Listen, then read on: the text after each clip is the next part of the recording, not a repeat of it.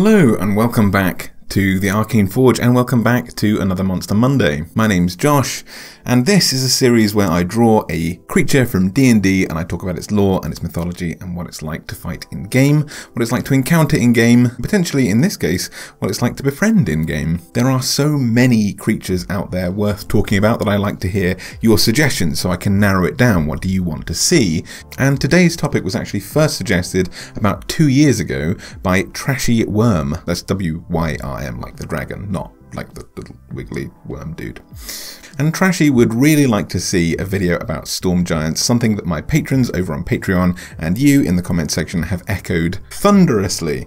So, without any further delay, let's get started talking about storm giants, possibly the biggest and toughest types of giants in all of D&D. Storm giants, as their name suggests, are absolutely titanic creatures who are the tallest of their kin, that being the species or category of creatures that we call giants in D&D, known in their tongue as the Yuvar Yatonen. These colossal creatures stand at an average height of 26 feet, which is 1 1/10 as tall as a giraffe, the tallest living land animal, 3 times as tall as the tallest human, Andre the Giant, or about 4 Danny DeVitos, all stood on top of their shoulders if you'd prefer to go in the other direction.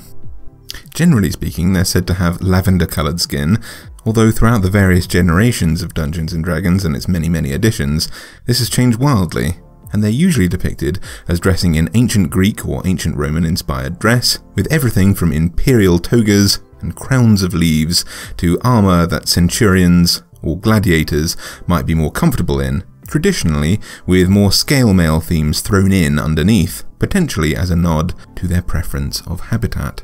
The phrase storm giant might initially conjure thoughts of mountaintop cities like the Olympian gods of the Greek pantheon. In particular, inspiration seems to be taken from Zeus, the leader of the gods and commander of lightning.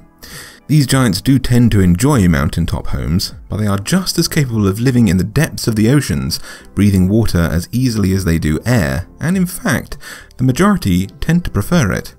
As a lot of creatures tend to be in 5th edition, storm giants made their debut appearance in 1st edition's Monster Manual in 1977, where they were illustrated fabulously by Dave Trampier, appearing like a massive humanoid, physically very closely resembling scaled-up Caucasian humans in their proportions, which is actually kind of rare for giants in D&D, who usually have some physical traits that make them stand out, like fire giants being wide or comparatively squat in proportion despite their significant height, or stone giants who tend to have long gangly limbs with thin stretched skulls.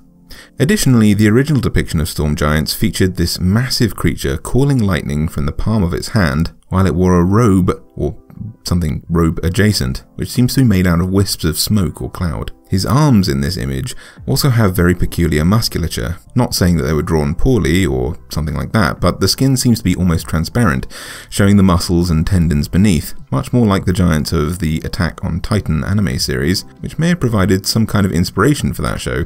I'm not sure, I've not actually watched it.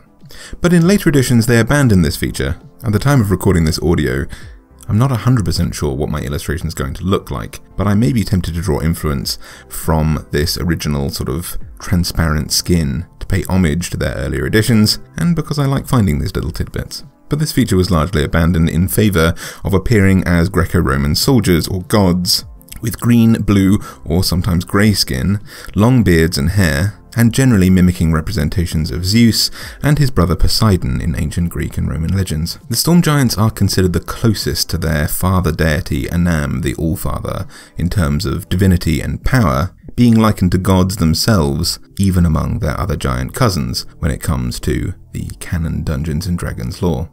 They're the tallest, strongest, and wisest of their kin on average, but equally, they're probably also the most antisocial. That's not to say that they are cruel and destructive by nature, few creatures are, but doubly so goes for the storm giants. They live quiet, solitary, and contemplative lives far from one another and away from all other creatures, making their homes at the peaks of enormous mountains that carve through the cloud line like a sword reaching far into the atmosphere, or conversely deep beneath the oceans where their bodies are perfectly equipped not only to clearly see through the inky void of the trenches that other species cannot tread, but also the pressures of the many tons of water that constrict their flesh feel little more than a weighted blanket to these demigods. They, either through sorcery or by circumstances of birth, are perfectly capable of breathing in either of these environments unaided and can comfortably live there in utter isolation for their entire 600 to 1,000 year lifespans. In fact, they rarely have cause to communicate with any creature. The only time that you're likely to meet more than one storm giant is when two of them are raising a child together. Storm giants will conceive and raise a child together until their offspring reach maturity and then go on their separate ways, returning to solitude, rarely meeting their partner or their child again if they can help it. And this is not out of a lack of care, although they are often seen as being quite detached from the world. Storm giants, just as with most creatures born into the giant caste system known as the Ordning, believe that they have a task to complete, a job to do, and a divine calling from birth that they are duty-bound to fulfill. This function in the Ordning differs from species to species with giant kind, but for storm giants, they were created to be scholars, prophets, and oracles of giant kind. Storm giants train from an early age to hone their senses and observe every minute detail of their environment. They live in distant vantage points so that they can take in more of their surroundings and get a greater picture of the world. They study with fascination all the minutiae of the heavens, the astronomical ticking of the mechanism of reality, down to the flapping of each butterfly's wings and the entrails of birds who pass away on their secluded roosts, all to divine the future and to determine the favour or displeasure of their departed creator, Anam. They may seem mad or delusional to many who encounter them, feverishly reading cryptic prophecies in tea leaves or hearing whispers in the waves or the wind that whistles through their ancient homes, but they are quite capable of accurately predicting the rise and falls of rulers, empires, and of other seemingly less meaningful events through their rituals. It is said that they will choose to disclose certain information to just the right people to play a hand in shaping the fate of the world to the betterment of its inhabitants, and they are generally good in nature and hope to see the world flourish, but chaotic enough to find it hard to resist tampering with the future in favour of their own preferences. But the importance of this mission, which was given to them eons ago when Anam the Allfather witnessed his creation's civilizations crumble and fall from their illustrious and mighty empire, is still the pinnacle of importance to the storm giants. In this moment, after centuries of warring with dragonkind, Anam swore that he would not look upon his creations again nor bless them with his presence and favour until they had reclaimed their birthright as rulers of the world and rebuilt his empire as he had once designed it. So many generations of giants have been born and died since then, and so isolated have they been, that very few even know what efforts can be made to please Anam enough for him to return, but it is the storm giant's sworn duty to keep an ever-vigilant eye out for any minute signs of Anam's favour in hopes of this return, and to advise the rest of their people if they are performing any deeds that would hinder this arrival. In many ways, the storm giants are a tragic metaphor for narcissistic parenthood. Anam represents a parent figure who should be helping rebuild giant society with his children, looking for the best in them and encouraging them. We know that the potential for the storm giants alone is godlike. Many other species literally worship them as lesser deities, but they cannot see their own substance. They have been gaslit into a constant state of paranoia and anxiety over their relationship with Anam. He has set an impossible task, a game of pleasing him, in which the goalposts always shift and change to maximize his displeasure, and has therefore fostered a toxic dependence on his approval. Hundreds of storm giants have lived out their lives, driving themselves mad, trying to find even the smallest action that would please Anam, desperate to waste away their potential and the formation of their own potential society in favour of conforming to the Ordning in hopes of appeasing a father who has set them up for failure deliberately and left them with no rulebook or guidelines on how to rebuild. And this is perhaps an intentional likeness to ancient Greek society. Hello. Now, I'm very sorry to interrupt, but I just wanted to say a massive thank you to my patrons over on Patreon, and I hope you can join me in that as well. I'll take up as little time as I possibly can while I do this, so that I don't interrupt your enjoyment of the video. But it's important to note that without my patrons, this content, the Arcane Forge, the video you're watching, would not exist. So I hope you'll join me in saying a massive, massive thank you to all of them who have supported me this month, but in particular those who have gone above and beyond to the Silver Archway, and above, who this month are Nicholas G. Silver, Benjamin Colburn, Jonathan Foster, George Punton, Yorick Beese, Nap in Camo, Duck Quack, The Smiling Sadist, Skyrush Soul, Amanda and Jake Westfall, Ethan Dibby, Nathan Stratton, Bartle Gruff the Great, Goblin, Braxton Hudson, Healthy Wolf, Xavier Heatherwick, Peter Balfe, Max Schluter, Tim Klima, Darth Caetana, Oliver Thorvald Mellock, Colby Monroe, Styrax, Ryan H., Max Copeland, Steve Harrison, Tamerling, Trevor Traub, Brandon Kerr, Dan Waterman, Dominique Jolly, Sam Hickson, AJ, It's Just Avi, Christian Palmer Smith, Aldrin, C, just the letter C, and anyone else who would like to join us this month. If you'd like to be a part of our community, I'll leave a link down below in my description box where you can find us and get rewards like commissions, copies of my illustrations, one-on-one live chats, additional exclusive Patreon videos, and thank yous and shoutouts just like this. So thank you so much for helping me thank those guys, and I'll let you get back to your video. Thank you so much. Most ancient Greek myths tended to have some element within their stories about children usurping and usually destroying their parents.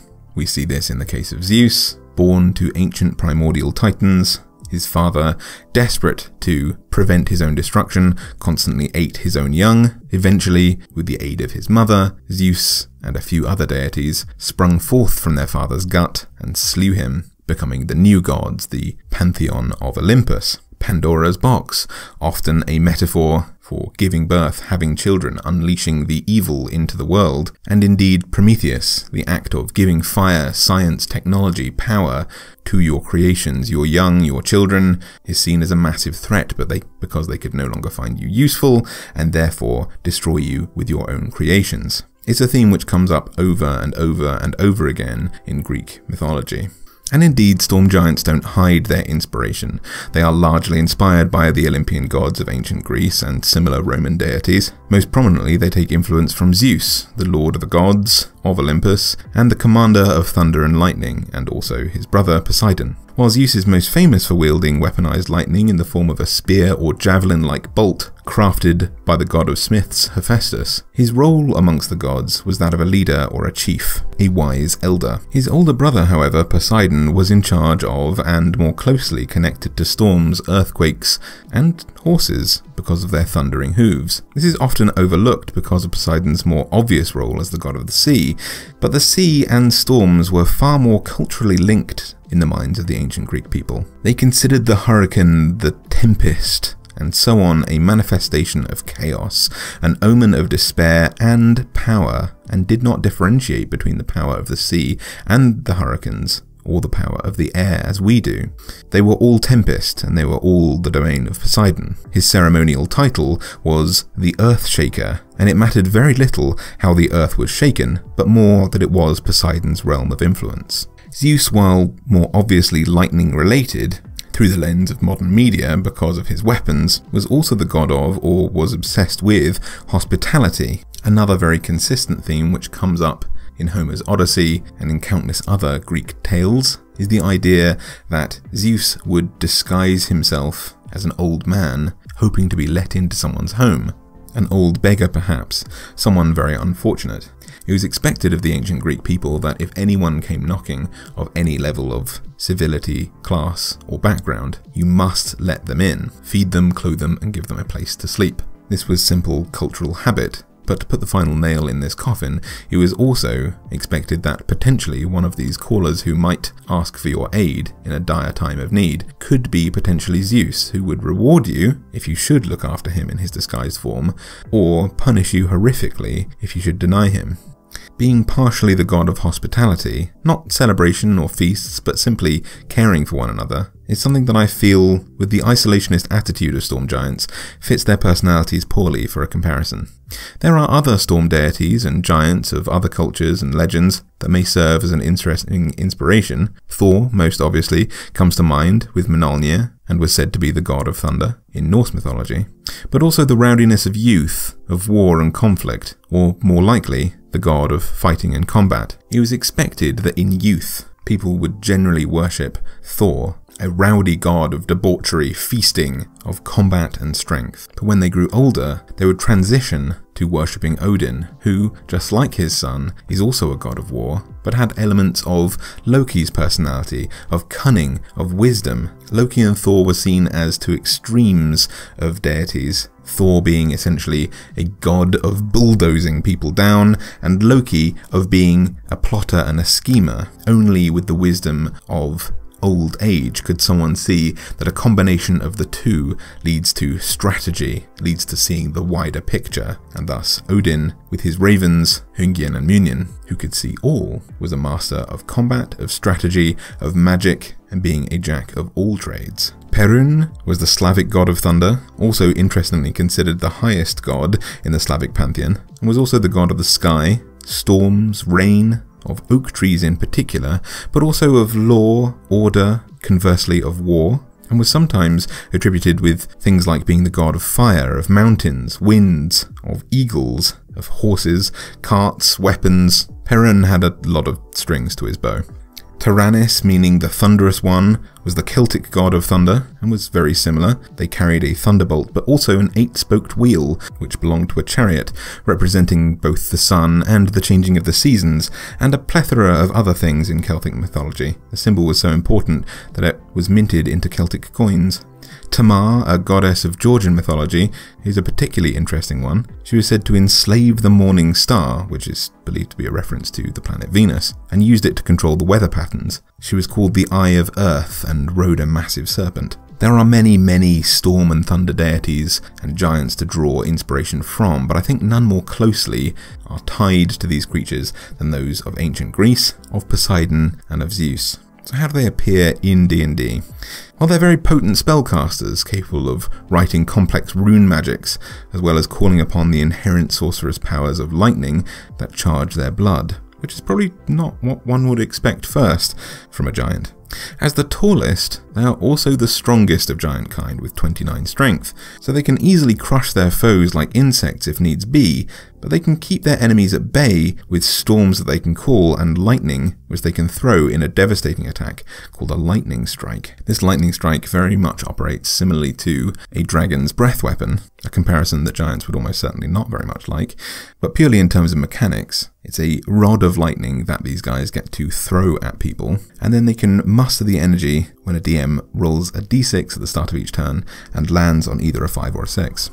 We are told that the giant hurls a massive magical lightning bolt at a point that it can see within 500 feet of it. Each creature within 10 feet at that point needs to make a dexterity saving throw, taking 12d8 lightning damage on a failed save. Their greatsword weapon attack deals 6d6 plus 9 slashing damage, and as with all giants, they can throw a rock, which deals 4d12 plus 9 bludgeoning damage at range. If you have invoked the ire of these creatures, they can make a multi-attack with 2 of their sword attacks, but they would probably prefer to use their spellcasting ability, which makes them incredibly versatile opponents or brilliant allies. They can cast Detect Magic, Featherfall, Levitate, and Light at will, or 3 times a day they can use Control Weather and Water Breathing to allow their allies to breathe, just as they do, themselves being actually amphibious. Their Storm Magic is further expanded on in Volo's Guide to Monsters for 5th edition, with the inclusion of the Storm Giant Quintessent, a word which means representing the most perfect or typical example of quality or class. In this case,